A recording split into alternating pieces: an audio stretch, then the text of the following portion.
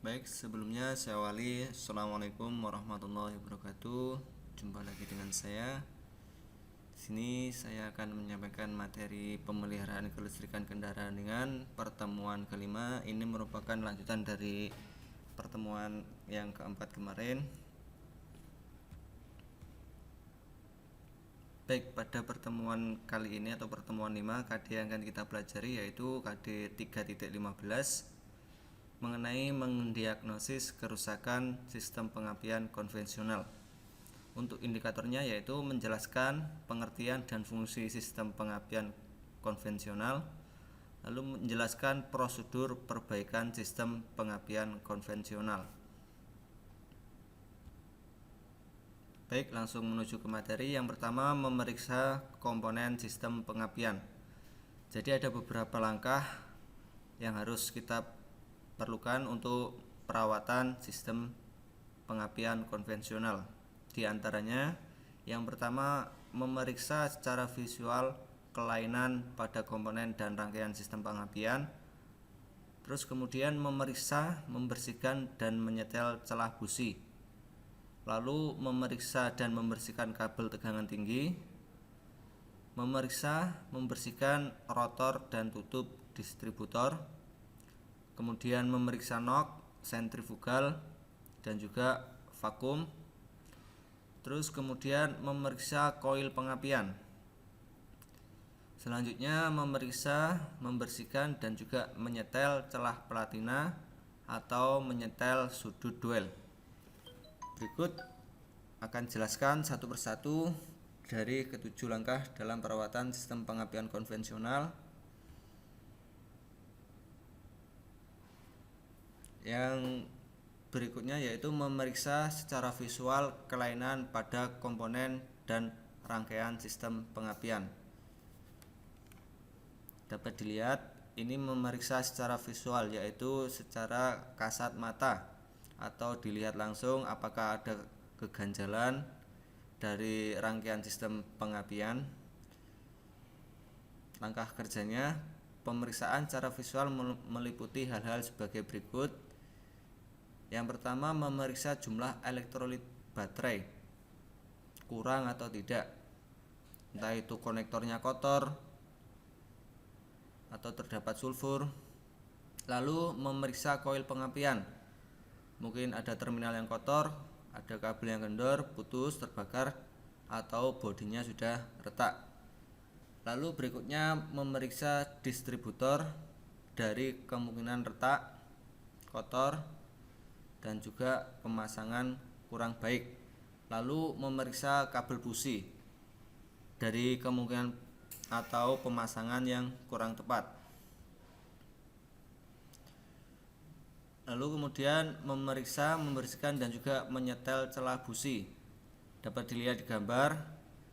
Jadi saat kita melepas kabel busi, yang kita lepas itu ujung dari kabelnya, bukan dari kabelnya. Kalau nanti yang kita lepas itu mulai dari kabelnya, bisa-bisa kabelnya nanti lepas dari ujung konektor busi. Bisa dipahami untuk langkah-langkahnya. Yang pertama, lepas kabel tegangan tinggi yang menempel pada busi. Terus kemudian lepas busi satu persatu. Periksa bagaimana warna dan deposit karbon pada rongga busi. Terus kemudian kondisi elektroda dan masukkan busi pada nampan yang berisi bensin. Ini digunakan untuk melakukan pembersihan pada busi. Terus kemudian bersihkan rongga busi menggunakan sikat dan bersihkan elektroda busi dengan amplas. Lalu kemudian setel celah elektroda busi sesuai dengan spesifikasi yang ditentukan kendaraan. Baik, dapat dilihat ini langkah yang pertama. Ini mengukur celah busi, artinya celah busi yang baru saja kita bersihkan atau kita lepas dari kendaraan. Terus kemudian langkah selanjutnya menyetel. Jadi celah businya nanti disetel, terus kemudian dibersihkan kembali.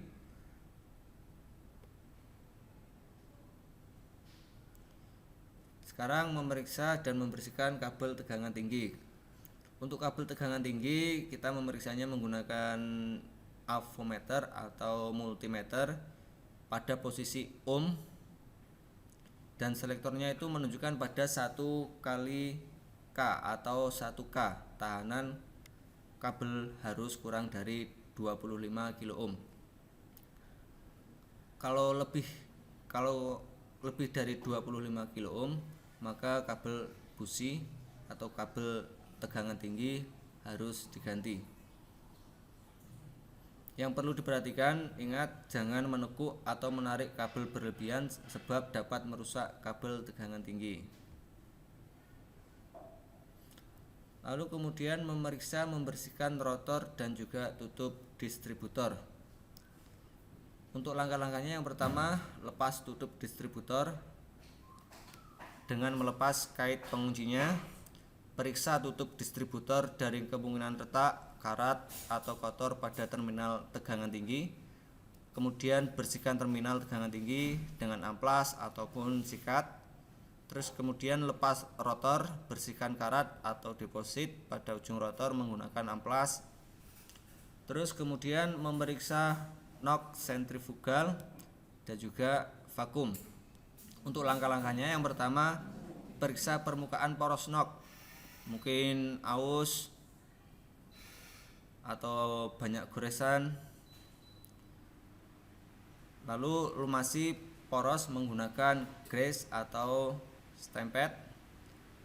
Untuk langkah berikutnya, periksa kerja sentrifugal dengan cara pasang kembali rotor yang telah dibersihkan.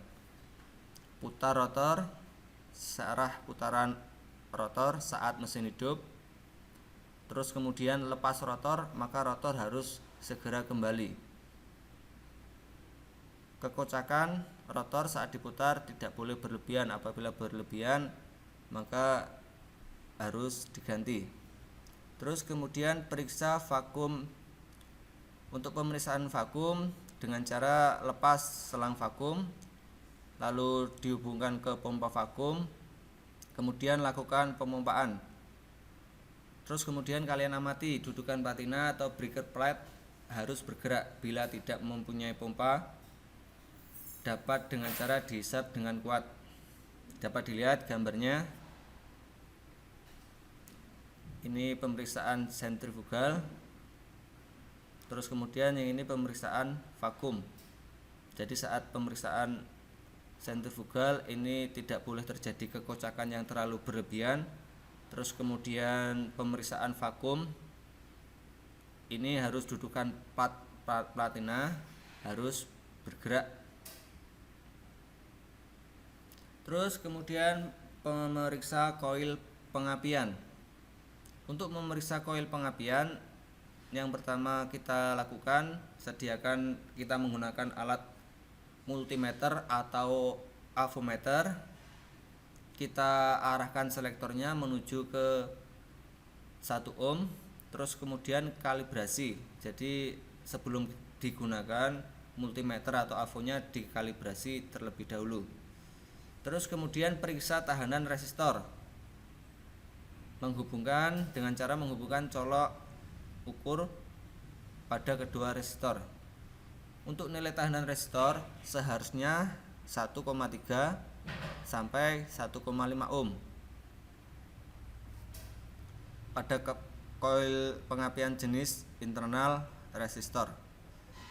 Jadi koilnya diukur itu harus menunjukkan 1,3 sampai 1,5.